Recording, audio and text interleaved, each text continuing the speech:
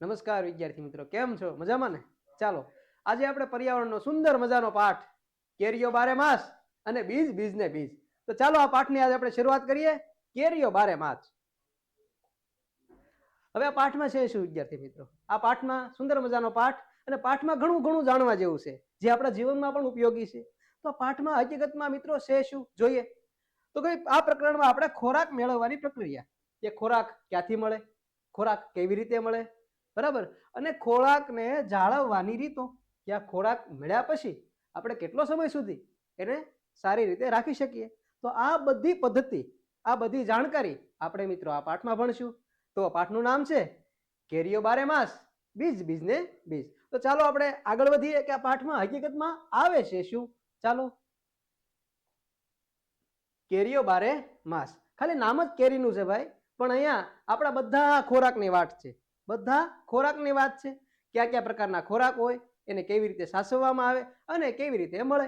તો ચાલો મિત્રો શરૂઆત કરીએ. હવે ખોરાક બગડવાના કારણો, કે આપણે જે ખોરાક હોય છે શા માટે બગડે છે. તો ભાઈ પહેલું કારણ કે ખોરાકને લાંબા સમય સુધી રાખી મૂકવામાં આવે તો બગડી જાય છે. આપણને ખબર છે કે આપણી ઘરે શાક હોય તે સાંજ થતા તે બગડી જાય છે. દૂધ મૂકેલું હોય ફ્રીજની બહાર તો દૂધ પણ બગડી જાય છે. તો મતલબ કે લાંબો સમય સુધી ખોરાકને રાખી મૂકવામાં આવે મિત્રો તો ખોરાકને બગડવાની સંભાવના વધી જાય છે. ખોરાક બનાવ્યા પછી તેને ગરમ કે ભેજવાળા વાતાવરણમાં રાખવામાં આવે તો બગડી જાય છે. ખોરાક બન્યા પછી એને ગરમ વાતાવરણમાં રાખો તો એની અંદર રહેલા બેક્ટેરિયા જાગૃત થાય છે અને ખોરાકને બગાડી નાખે છે. તો ભાઈ ખોરાક બનાવ્યા પછી લાંબો સમય ગરમ અને ભેજવાળા વાતાવરણમાં રાખવાથી તે બગડી જાય છે. ખોરાકને જો ખુલ્લો બનાવ્યા પછી ખુલ્લો મૂકી દેવામાં આવે, કોઈ ખોરાક બનાવ્યો આપણે મસ્ત મજાની પાવભાજી છે, બરાબર, અને એને ખુલ્લો મૂકી ગયો તો અમુક સમય પછી એ ખોરાક બગડી જાય છે. તો મતલબ કે ખોરાક બનાવ્યા પછી એને ખુલ્લો મૂકવાથી બગડી જાય છે, ભેજવાળી હવામાં મૂકતા એ બગડી જાય છે, અને લાંબો સમય સુધી રાખી મૂકો એમણમ તો એ બગડી જાય છે. ગરમીના દિવસોમાં સવારે બનાવેલો ખોરાક બપોર થતા તો બગડી જાય છે. આપણને ખબર છે કે ઉનાળો હોય ત્યારે ખોરાક ઝડપથી બગડી જાય. આપણા ઘરે રહેલું શાક છે અથવા તો બીજી કોઈ વાનગી છે એ સવારથી સાંજે જોઈએ તો સાંજે તો બગડી ગઈ હોય છે. જ્યારે શિયાળાની વાત કરીએ તો શિયાળામાં સાંજ સુધી સારી રહે છે. તેનું કારણ શું કે ઉનાળામાં ગરમી હોય છે અને ગરમીને કારણે ખોરાકને બગડવાની સંભાવના મિત્રો વધી જાય છે. ત્યારબાદનું કારણ જોઈએ કે ઠંડીના દિવસોમાં ખોરાક જલ્દી ખરાબ થતો નથી. હમણાં વાત કરી કે જો ઠંડી ઋતુ હોય તો ખોરાક બગડતો નથી. હવે આ વાત યાદ રાખવી હોય તો આપણે ફ્રીજનું ઉદાહરણ લઈ શકાય કે ફ્રીજમાં મૂકેલો ખોરાક ઝડપથી બગડતો નથી. તો મતલબ શિયાળામાં પણ ઠંડી હોય તો શિયાળાની ઋતુમાં ખોરાક ઝડપથી બગડતો નથી, જ્યારે ઉનાળાની ઋતુમાં મિત્રો ખોરાક ઝડપથી બગડી જાય છે. કોઈ પણ ખોરાક ખાદ્ય સામગ્રી બજારમાંથી ખરીદતા પહેલા તેને પેકેટ પર રાખેલી તારીખ, વસ્તુ અને ક્યાં સુધી વાપરી શકાય અને તેની તારીખ, વજન અને કિંમત વગેરેની જોઈને આપણે ખરીદવી જોઈએ. આપણે હોશિયાર વિદ્યાર્થી તરીકે શું હોવું જોઈએ આપણામાં ગુણ, તો કે જ્યારે આપણે ભાઈ દુકાને જઈએ કોઈ વસ્તુ ખરીદીએ ને તો એની ઉપર તારીખ જોવી જોઈએ કે આ વસ્તુ ક્યારે બની છે. પછી તો કે એની સેલની તારીખ જોવી જોઈએ, લાસ્ટ તારીખ, કે આ વસ્તુ કેટલો સમય સુધી સારી રહે છે, તેનો વજન કેટલો છે, એ વસ્તુની તારીખ કેટલી છે અને કિંમત કેટલી છે. એક ભણેલ ગણેલ વિદ્યાર્થી તરીકે આ બધી બાબતો આપણને ખબર હોવી જોઈએ, તો જ આપણે ખરા અર્થમાં વિદ્યાર્થી કહેવાશું. બરાબર, ચાલો હવે આગળ વધીએ. ખોરાક બગડવાના કારણો એકવાર તમે જોઈ લેજો, સ્ટોપ કરીને જોઈ લેજો, આપણને ખબર પડશે કઈ રીતે ખોરાક બગડી જાય છે. ત્યારબાદ આપણે તૈયારી કરતા આવનારી સીઈટીની પરીક્ષા માટે તૈયારી કરતા વિદ્યાર્થીઓને આપણા વોટ્સએપ ગ્રુપમાં જોડાઈ શકે છે અને આ લેક્ચર એને યુટ્યુબમાં મળી શકે છે. તો તેના માટે તો કઈ રીતે આ ગ્રુપમાં જોડાવું, તો કે ભાઈ આ નંબર ઉપર છે, આ નંબર આપ્યા છે 2 નંબર, એ નંબર ઉપર તમારા હાય લખી અને એકવાર મેસેજ કરવાનો છે, જેથી અમે તમને ગ્રુપમાં એડ કરી દઈશું. અને ગ્રુપમાં એડ થયા પછી અમારા દરેક લેક્ચરની માહિતી તમને હર પળ દરેક પળે તમને મળશે. બરાબર, તો આ નંબર છે એ તમારા મોબાઈલમાં સેવ કરી અને એકવાર હાય લખીને મેસેજ કરજો, જેથી છે તમે અમારી સાથે જોડાઈ જશો. હવે સુંદર મજાની બુક, સુંદર મજાની સીઈટીની બુક, જે ગુજરાતમાં બેસ્ટમાં બેસ્ટ બુક કહી શકાય એ સીઈટીની બુક, જેની મૂળ કિંમત છે 360 રૂપિયા, પણ અમે 250માં તમને મળી જશે. બરાબર, તો શાળા તરફથી જે ઓર્ડર આપવામાં આવે તેને છે અમે ડિસ્કાઉન્ટ કરી આપશું. અને તમારે કઈ રીતે આ બુક મેળવવી, તો ભાઈ આ બુક મેળવવા માટે આ નંબર પર કોલ કરવો, જેથી તમને બુક છે અમે કુરિયર દ્વારા તમારા ઘર સુધી પહોંચાડી દઈશું. જો આ બુકની ખાસિયત શું છે, આ બુક ક્યાં ક્યાં કામ લાગશે, તો કે આ પરીક્ષા પાસ કર્યા પછી રક્ષા શક્તિ સ્કૂલમાં, મોડેલ સ્કૂલમાં, એકલવ્ય સ્કૂલમાં, મુખ્યમંત્રી જ્ઞાન સેતુ મેરિટ સ્કોલરશિપ અને જ્ઞાન શક્તિ રેસિડન્ટ અને જ્ઞાન શક્તિ ટ્રાઇબલ, આ બધામાં એડમિશન મળે. અને ખરેખર આ બુક જોરદાર છે. પણ આ મગાવ્યું હોય તો આ નંબર ઉપર એકવાર કોન્ટેક્ટ કરી લેજો. ચાલો આગળ વધીએ. જો મારા વાલા, ખોરાકની જાળવણી કઈ રીતે કરવી, આપણે હમણાં જોયું કે ખોરાક બગડે કેવી રીતે જાય, કે ઉનાળામાં ઋતુમાં ઝડપથી બગડે, શિયાળામાં છે વાર લાગે ખોરાકને બગડતા, ત્યારબાદ છે ભેજવાળું વાતાવરણ હોય તો ખોરાક ઝડપથી બગડી જાય. હવે બીજી વાત એવી આવી કે ખોરાકને જાળવવો કઈ રીતે. ભાઈ આ ખોરાક બગડી જતો અટકાવવા મારે શું કરવું જોઈએ, તો પહેલી વાત, દૂધને કઈ રીતે જાળવવું, કે દૂધ હોય તેને જાળવવા માટે વાટકાને પાણીમાં ભરેલા વાસણમાં મૂકી 1-2 દિવસ જાળવી શકાય છે. તો ભાઈ આ એક પાણીનું કોઈ તગારું છે અથવા તો પાણીનું કોઈ વસ્તુ છે, એની અંદર તમારે કોઈ વાટકો હોય, વાટકો એમાં દૂધ ભરીને મૂકી રાખવાનું. આ ચારે બાજુ પાણી છે અને વાટકામાં તમે ભર્યું દૂધ, આ બધું પાણી છે. આખા વાસણ, મોટા વાસણમાં પાણી છે અને નાના વાટકામાં તમે દૂધ ભરો, જેથી આ દૂધને છે એ ઠંડક મળી રહે પાણીમાંથી અને એના કારણે દૂધ છે એ આખો દિવસ સારું રહી શકે. તો આ બધી છે એ દેશી પદ્ધતિ છે. ત્યારબાદની પદ્ધતિ જોઈએ તો કેટલાક ફળોને આપણે કોલ્ડ સ્ટોરેજ અથવા તો ફ્રીજમાં લાંબા સમય સુધી સાચવીને રાખી શકાય. આપણે ઘરે જે ફળ હોય એને લાંબો સમય સુધી સારા રાખવા હોય તો આપણા ઘરે રહેલા ફ્રીજમાં અથવા તો કોલ્ડ સ્ટોરેજ. કોલ્ડ સ્ટોરેજ એટલે મારા ભાઈ થાય મોટું ફ્રીજ. મોટું ફ્રીજ હોય એને મિત્રો કોલ્ડ સ્ટોરેજ કહેવાય, બરાબર. તો તેમાં રાખવી મૂકવાથી આ ખોરાક તમારો જે છે આ ફળ બગડતા નથી. ભાતને કઈ રીતે સારા રાખવા ભાઈ, કે ભાતને સારા રાખવા માટે ભીના કપડામાં વીંટાળી રાખવાથી 1-2 દિવસ સુધી ભાત સારા રહે છે. તો હવે લીલા ધાણા, લીલા ધાણાને આપણે કોથમરી કેવી, કોથમીર શું કહીએ ભાઈ, કોથમીર. તો કોથમીરને કઈ રીતે સારા રાખી શકાય, તો મારો ભાઈ કોથમીરને સારા રાખવા હોય તો તેને ધાણાને ઉકાળીને સારા રાખી શકાય. ત્યારબાદ ડુંગળી અને લસણને સૂકી અને ખુલ્લી જગ્યામાં રાખવાથી જાળવી શકાય. આપણે ઘરે ખબર છે કે આપણા ઘરે ખેડૂત હોય ને એના ઘરે લસણની જોડી હોય, એને ટીંગાડી રાખવામાં આવે જેથી એ છે એ બગડતી નથી. તો મતલબ લસણ છે, ડુંગળી છે, એને એક તો ખુલ્લામાં રાખવામાં આવે અને એને સૂકી કરી દેવામાં આવે. સૂકી થઈ જાય પછી તે બગડતી નથી. હવે ખોરાકને સંગ્રહની રીતો, કે ખોરાક છે એને આપણે કઈ રીતે સંગ્રહ કરી શકીએ ભાઈ, તો ભાઈ અમુક ખોરાક છે એને મીઠાના પાણીમાં રાખવામાં આવે, અમુકને તેલમાં રાખવામાં આવે, અમુકને ખાંડમાં રાખવામાં આવે, અમુકને સૂકવવામાં આવે. શા માટે ભાઈ, કારણ કે આ ખોરાકને લાંબો સમય સુધી તમારે રાખવા હોય ને ભાઈ, તો એના માટે એને છે આ પદ્ધતિનો ઉપયોગ કરવો જોઈએ, જેથી આ વસ્તુ લાંબો સમય સુધી સારી રહી શકે. તો મિત્રો હવે આમળા છે, મારે આમળા એને મારે લાંબો સમય સુધી સારા રાખવા હોય તો ક્યાં રાખવા પડશે, તો કે આમળા છે ને એને મીઠાના પાણીમાં રાખવા જોઈએ, જેથી એ આમળા બગડતા નથી. ઘણાના ઘરે છે મહિના ઘણા સમય સુધી છે આમળા સારા રહે, તો આમળાને નાખવા પડશે મીઠાના પાણીમાં, જેથી એ સારા રહી શકશે. ત્યારબાદ આપણે ઘરે અથાણા હોય, કેરીના અથાણા, ગાજરના અથાણા, ઘણા અથાણા હોય, તો આ અથાણાને કઈ રીતે સારા રાખીશ, તો કે આ અથાણાને તેલમાં રાખીને. જોજો તમારા ઘરે અથાણું હશે ને એમાં તેલ વધારે હશે. શું કામ ભાઈ તેલ વધારે રાખવામાં આવે, જો તેલ વધારે હશે તો અથાણું બગડશે નહીં, એટલા માટે અથાણાને મિત્રો તેલમાં રાખવામાં આવે છે. હવે ગુલાબ જાંબુ, હા સાંભળીને તમારા મોઢામાં પાણી આવી ગયું છે. આ ગુલાબ જાંબુ સારા કેમ રહે, તો તમને ખબર છે કે આપણે જયારે ગુલાબ જાંબુ કોઈ જમણવારમાં જમવા જઈએ અથવા તો કોઈ જગ્યાએ જઈએ તો એમાંથી ખાંડ નીતરતી હોય. શા માટે હવે ગુલાબ જાંબુને ખાંડના પાણીમાં રાખવામાં આવે, કારણ કે તે ખરાબ ન થઈ જાય એટલા માટે. તો ગુલાબને રાખવામાં આવે છે ખાંડની ચાસણીમાં. ત્યારબાદ પાપડ છે, વડી છે, એને આપણે સૂકવવામાં આવે. આપણા ઘરે જે પાપડ બનાવીએ એને છે ખુલ્લા તડકામાં સૂકવી રાખો, જેથી તે સુકાઈ ગયા પછી ઝડપથી બગડતા નથી અને આપણને પણ ખૂબ મહત્વના છે એ બચી શકે છે, બરાબર. ચાલો આગળ વધીએ.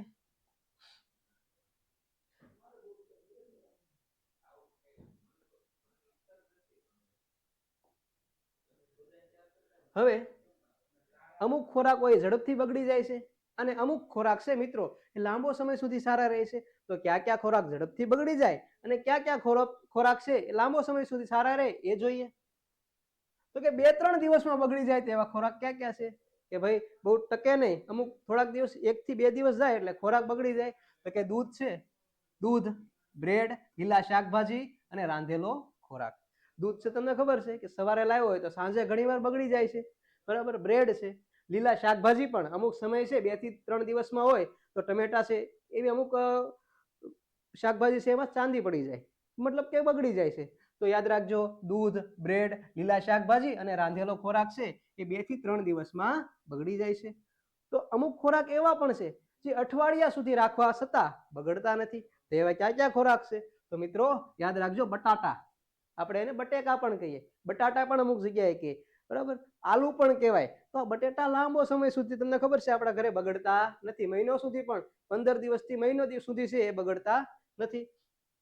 પછી ડુંગળી, કેક, મીઠાઈ અને સફરજન, બરાબર. મીઠાઈ પણ છે ઘણો સમય સુધી સારી રહે, બરાબર. સફરજન પણ ઘણા સમય સુધી સારા રહે. તો 1 અઠવાડિયાથી વધુ સુધી રાખી શકાય તેવો ખોરાક ક્યાં ક્યાં છે? કે બટેકા, ડુંગળી, કેક, મીઠાઈ અને સફરજન. પછી એવા પણ ખોરાક છે જે મહિનો સુધી રાખી શકાય, બગડતા નથી. તો મિત્રો એવા ક્યાં ક્યાં ખોરાક છે? તો યાદ રાખજો, અથાણા. અથાણા છે લાંબો સમય સુધી સારા રહે છે, તમને ખબર છે આખા વર્ષ દરમિયાન પણ અથાણા છે બગડતા નથી. પછી ખાંડ, તેલ અને ઘી, બરાબર. આ બધો ખોરાક છે લાંબો સમય સુધી છે સારી રહે છે અને બગડવાની સંભાવના ખૂબ ઓછી હોય છે. મિત્રો 3 પ્રકારના ખોરાક, એક તો 2-3 દિવસમાં બગડી જાય, એક એવો ખોરાક છે જે મહિના સુધી ચાલે અને અઠવાડિયા સુધી ચાલે, અને એક એવો ખોરાક છે જે મહિના સુધી છે બગડતો નથી, બરાબર. તો આ પણ ખૂબ આ માહિતી યાદ રાખજો, કારણ કે આવી માહિતી છે એ આપણને, ઘણી માહિતી છે એ આપણને ઘરે જોવા મળતી હોય છે. કારણ કે આવું શીખવા કરતા પણ આપણે યાદ ઘરે જોયેલી હોય, આજુબાજુ જોયેલી હોય તો આપણને સરળતાથી યાદ રહી જાય. બીજ, બીજ ને બીજ. હવે જોઈએ આ બીજ, બીજ, બીજ, બીજ એટલે તમને ખબર છે ને, આપણે અહીંયા ઘણા એને બી કહે છે. શું કહે છે? બી પણ કહેવાય, બરાબર. કોઈ કપાસ હોય તો એનું બી હોય તો એને બીજ કહેવાય, બરાબર. પછી નાળિયેર હોય તો એનું વાવવા માટેનું બીજ હોય, બીજ મતલબ કે નાળિયેર હોય, તો આને કહેવાય બી અથવા તો બીજ. હવે બીજનો ફેલાવો કઈ રીતે થાય? તમને ખબર છે કે તમારે કોઈ ઝાડવું વાવવું હોય તો એનું બી વાવવું પડે. કપાસ વાવવો હોય તો કપાસનું બી જમીનમાં વાવવું પડે, બરાબર. સરગવો વાવવો હોય તો સરગવાનું બી આવે, એ પણ જમીનમાં જાય એટલે એ ઉગે છે. તો આવા ઘણા બી હોય અને બીના કારણે જ વનસ્પતિ છે એ મોટી થતી હોય છે. તો બી કઈ રીતે ફેલાય? કોઈ ઝાડ હોય એનું બી એક જગ્યાએથી બીજી જગ્યાએ કઈ રીતે જાય? તો ચાલો મિત્રો આપણે જોઈએ કે આ બી છે એ એક જગ્યાએથી બીજી જગ્યાએ જાય છે કઈ રીતે. તો જુઓ ભાઈ, બી વાવ્યા બાદ અનુકૂળ હવા, પાણી અને ગરમી મળવાથી બીજનું અંકુરણ થઈ અને છોડ બને છે. આ નાનું ઊમથું બી છે, બરાબર.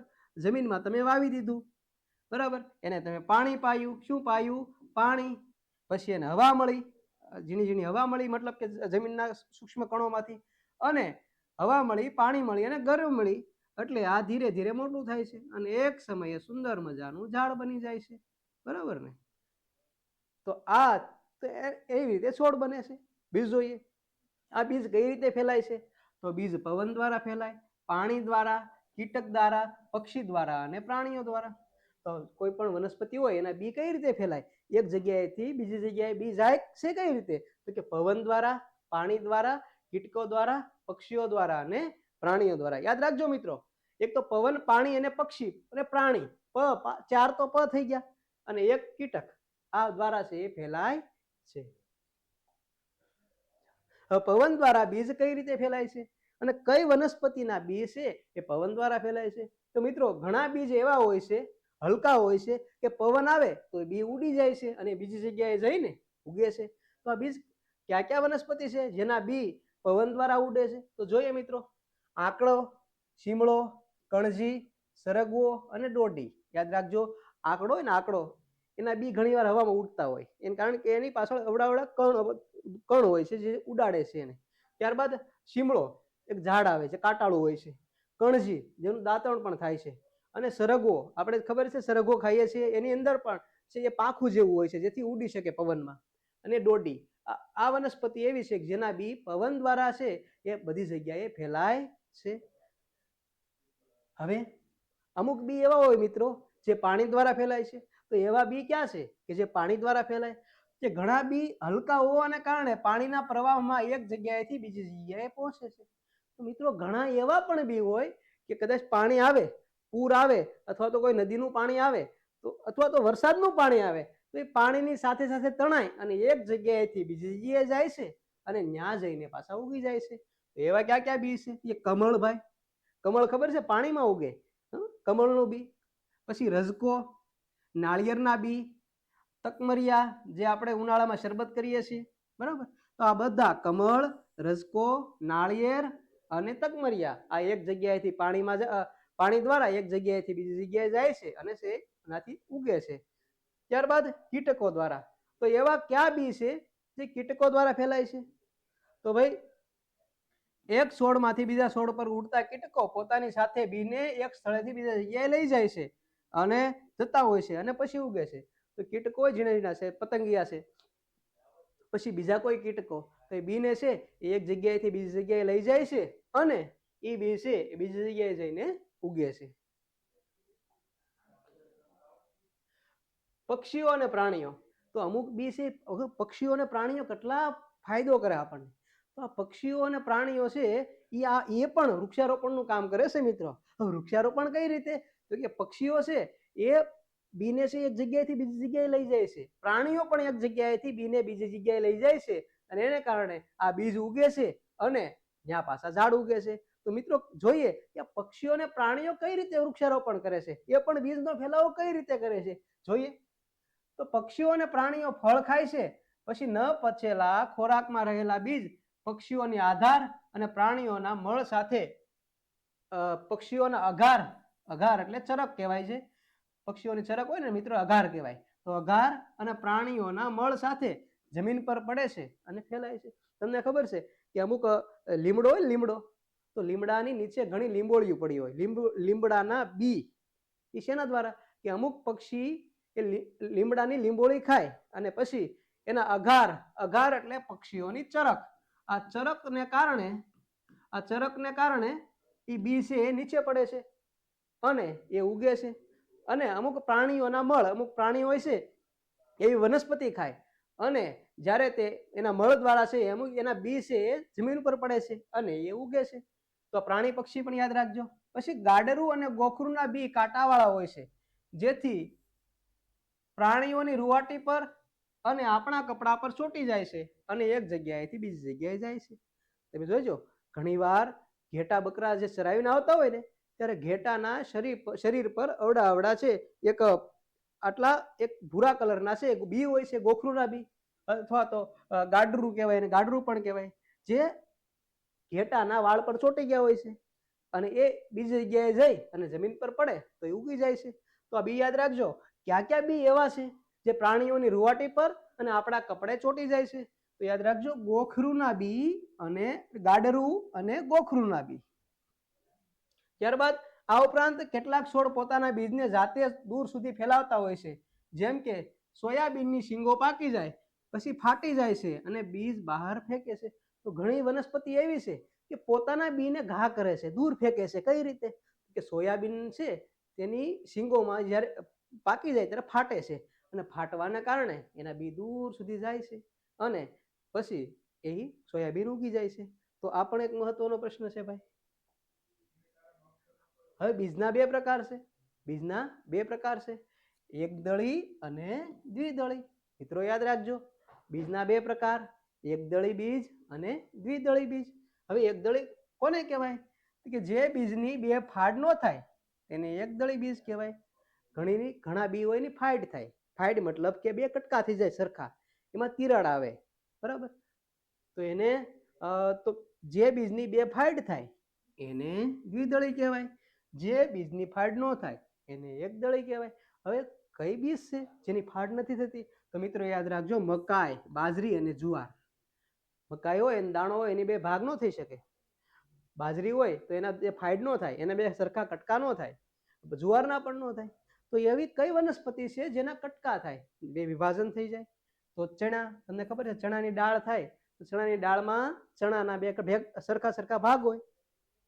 તુવેર છે, ચોખા છે અને વાલ છે, આ વગેરે છે એની છે ફાડ થાય છે અને મતલબ કે એના બે ભાગ પડે છે, આથી એને દ્વિદળી કહેવાય. જેની સરખી ફાડ થતી હોય તેને દ્વિદળી કહેવાય, અને જે વનસ્પતિની બે ફાડ ન થતી હોય તેને એકદળી બીજ કહેવાય. હવે બીજ ક્યાંથી આવ્યા? ભારતમાં અમુક બીજ ક્યાંથી આવ્યા? બધું ભારતનું નથી ભાઈ, અમુક વનસ્પતિ વિદેશથી પણ આવી છે. તો ચાલો મિત્રો એવી વનસ્પતિ જોઈએ જે વિદેશથી આવી. ચાલો મિત્રો ધ્યાન રાખજો, ખૂબ મહત્વનો પ્રશ્ન છે. જુઓ, મરચા છે એ પોર્ટુગલથી આવ્યા. ક્યાંથી આવ્યા? મરચા છે ક્યાંથી આવ્યા? પોર્ટુગલ દેશના વેપારીઓએ દક્ષિણ અમેરિકામાંથી ભારત લાવ્યા. તો ભાઈ મરચા ક્યાંથી આવ્યા? તો કે દક્ષિણ અમેરિકાથી. ક્યાંથી આવ્યા? દક્ષિણ અમેરિકાથી. કોણ લાવ્યું? કે આપણા દેશમાં જે પોર્ટુગલ આવ્યા હતા લોકો એ લાવ્યા હતા. તો મરચા છે એ દક્ષિણ અમેરિકાના છે. હવે આપણે જે ભીંડો ખાઈએ છીએ, અમુકને ભીંડો બહુ વાલો હોય, ભીંડાનું શાક હોય એટલે ભાઈ બીજું ખાય પણ નહીં. ભીંડાની કઢી પણ અમુકને બહુ ભાવતી હોય. તો ભીંડો હકીકતમાં આવ્યો ક્યાંથી? તો કે ભાઈ ભીંડો આફ્રિકાથી આવ્યો. ક્યાંથી આવ્યો? આફ્રિકાથી આવ્યો. ત્યારબાદ ઘણાને કોફી બહુ ભાવતી હોય, ચા નહીં ભાવે, ભાઈ મને કોફી ગમે છે. તો કોફી ક્યાંથી આવી ભાઈ? કે કોફી યુરોપથી આવી. ચા છે એ અસમમાંથી આવી, જે ભારતમાં થાય છે. સોયાબીનનું શાક બધાને ભાવતું હોય, બરાબર. સોયાબીન ક્યાંથી આવ્યા? કે સોયાબીન છે ચીનથી અમેરિકા પહોંચ્યું. સોયાબીન પેલા ચીન, આપણો પાડોશી દેશ ચીનમાં થતા, ત્યાંથી અમેરિકામાં ગયા અને પછી ત્યાંથી ભારતમાં આવ્યા, મતલબ કે ચીનમાંથી આવ્યા. તો ભારતમાં ભાઈ, ભારત આપણું શું, ભારતમાં શું શું આપણે થાય છે જે વિદેશથી નથી આવ્યું, ભારતમાં જ થાય છે પહેલેથી? તો રીંગણા, મૂળો, વાલોર, કારેલા, સંતરા, કેરી, બોર, કેળા, પરવર, પાલક, ધાણા, મેથી, આ બધું મિત્રો છે ને ભારતમાં પહેલેથી થાય છે, બરાબર. તો યાદ રાખજો, આપણું છે અને આ બધી વસ્તુ વિદેશથી આવી છે. કળશપર્ણ. હવે મિત્રો એવા પણ ઝાડ હોય છે કળશપર્ણ. તમને વાત કરું કળશપર્ણ કામ શું કરે. જો એક આવી રચના હોય, એક આવી એક રચના હોય, આ એક ફૂલ છે, પર્ણ છે. કેવું છે? પર્ણ. પણ એનો આકાર છે એ કળશ જેવો છે, એટલે એને કહેવાય કળશપર્ણ. આ બહુ ખતરનાક હોય, કારણ કે એની ઉપર છે એક ઢાંકણું હોય. શું હોય? ઢાંકણું. આ કળશપર્ણ અને આ ઉપર હોય છે ઢાંકણું. હવે આ શું કરે કળશપર્ણ? તો કે કળશપર્ણ તેના જેવા છોડ, જેવા ઘણા છોડ, કીડી મકોડા જેવા જીવજંતુઓને ફસાવીને ભક્ષણ કરે. મતલબ કે આ માંસાહારી હોય છે કળશપર્ણ. આ ફૂલડું માંસાહારી હોય છે. કઈ રીતે? તો કે ભાઈ કોઈ જીવજંતુ હોય, દાખલા તરીકે મકોડો, કીડી, અથવા તો કોઈ પક્ષી, કીડી મકોડો, એ અંદર જાય કળશપર્ણની અંદર, એટલે અહીંયા નાના નાના વાળ હોય છે કળશપર્ણમાં. એ શું કરશે ભાઈ? તો કે કીડીને પકડી લેશે, અને કીડીને પકડી અને તેમાંથી રસ શોષી લેશે. તો આ કળશપર્ણ એટલા બધા ખતરનાક હોય છે, એટલા, બરાબર. તેમાંથી આવતી ખાસ પ્રકારની સુગંધને કારણે કીટક તેના તરફ આકર્ષાય છે. કીડી, મકોડો હોય, કીડી હોય, બીજા જીવજંતુ હોય, એને સુગંધ આવે. સુગંધ આવશે એટલે કળશપર્ણમાં જશે. કળશપર્ણમાં જશે એટલે ઉપરનું ઢાંકણ છે એ ઢાંકણું ભાઈ, એ ઢાંકણ છે એ દેવાઈ જશે અને કીડી અંદર ફસાઈ જશે, અને કળશપર્ણમાં રહેલા ઝીણા ઝીણા વાળ છે એ કીડીનું ભક્ષણ કરી લેશે. તો ખૂબ ખતરનાક હોય છે આ ભાઈ. શિકારી છોડ અથવા તો કીટાહારી વનસ્પતિ કહેવાય. આને શું કહેવાય ભાઈ? આને શું કહેવાય? કીટાહારી વનસ્પતિ. કીટને ખાઈ જાય, કીટાણુને ખાઈ જાય, અને શિકારી છે ભાઈ, શિકાર કરી લે. એક ફૂલડું પણ શિકાર કરે, જે આપણને માન્યામાં પણ ના આવે, અને આને કહેવાય છે મિત્રો કળશપર્ણ. શું કહેવાય છે? કળશપર્ણ. હવે વેલ્ક્રોની વાત. વેલ્ક્રો એટલે શું તમને કહું. તમે જ્યારે કોઈ સેન્ડલ પહેરો ને, સેન્ડલ, તો પટ્ટા આવે. તમે આમ દબાવી ગયો એટલે પટ્ટો પેક થઈ જાય, અને આમ ઉખડો એટલે પટ્ટો ખુલી જાય, બરાબર, ચોટી જાય. આવું કઈ રીતે? આની શોધ કઈ રીતે થઈ? તો ચાલો મિત્રો તમને એ વેક્રોની વાત દેખાડો, બરાબર. તો આ વેલ્ક્રો કઈ રીતે જોઈએ. તો જ્યોર્જ મેસ્ટલ નામનો, જ્યોર્જ મેસ્ટલ તેમના કૂતરા સાથે પાછો ફરતો હતો. તે વખતે કૂતરાના શરીર પર અને પોતાના કપડા પર કોઈ વસ્તુ ચોટેલી જોઈ. એને જોયું ભાઈ કે કૂતરો, એને કૂતરા હતા પોતાના, લઈને આવતો હતો ભાઈ, એને કૂતરો બે, તો કૂતરાના વાળ ઉપર કંઈક ચોટી ગયું અને પોતાના કપડા પર પણ ચોટી ગયું. એટલે પ્રશ્ન થયો કે આ ચોટ્યું કઈ રીતે? અને જોયું તો એક પ્રકારના બી હતા, અને બીમાં તમને ખબર છે આવા હુક હતા, નાના નાના આવા હુક હતા, જો આવા હુક બી ઉપર, અને એના કારણે એ કાપડમાં ચોટી જાય, આમાં ફસાઈ જાય એટલે ચોટી જાય. તેની મદદથી કપડા સહેલાઈથી છોટી જતા હતા. આ જાણીને વેલ્ક્રો બૂટ, ચપ્પલ અને બેગમાં છે એનો ઉપયોગ થાય, બરાબર. આ વેલક્રો બનાવવાનો વિચાર આવ્યો. એના ઉપરથી છે એ વૈજ્ઞાનિકોને કહ્યું કે આવું કંઈક સિસ્ટમ આવે છે જે ચોટી જાય છે, બરાબર, એને કહેવાય વેલક્રો. આ ક્યાં ઉપયોગ થાય ભાઈ? ત્યાં બૂટમાં હોય, ચપ્પલમાં હોય, બેગમાં હોય, જ્યાં ઉખડી જાય ને ચોટી જાય તો એને કહેવાય વેલક્રો. આવી રીતે એની શોધ થઈ હતી. તો ચાલો મિત્રો, ખૂબ મજાનો લેક્ચર હતો, જાણવા માટે ખૂબ હતું, બરાબર, ખૂબ જાણવા જેવું છે. એવું લાગે તો એ લખી લેજો, અને એવું લાગે તો બીજી વાર પણ લેક્ચર જોઈજો, અને તમારા મિત્રોને પણ મોકલજો, જેથી એને પણ ખબર પડે કે આવું સુંદર મજાનું વિજ્ઞાન છે, આવું સુંદર મજાનું પર્યાવરણ છે, આપણને શીખવા મળે છે, અને જીવનમાં પણ આ ઉપયોગી હોય છે. હવે આ લેક્ચર સુધી તમે કઈ રીતે પહોંચવા માટે તમારે આ નંબર ઉપર છે એ હાઈ લખવાનું છે વોટ્સઅપમાં, જેથી છે અમે તમને ગ્રુપમાં જોડી દઈશું, અને તમે આ સુંદર મજાના લેક્ચર દરરોજ જોઈ શકો છો. તો ચાલો મિત્રો, આવજો, બાય બાય, ટાટા.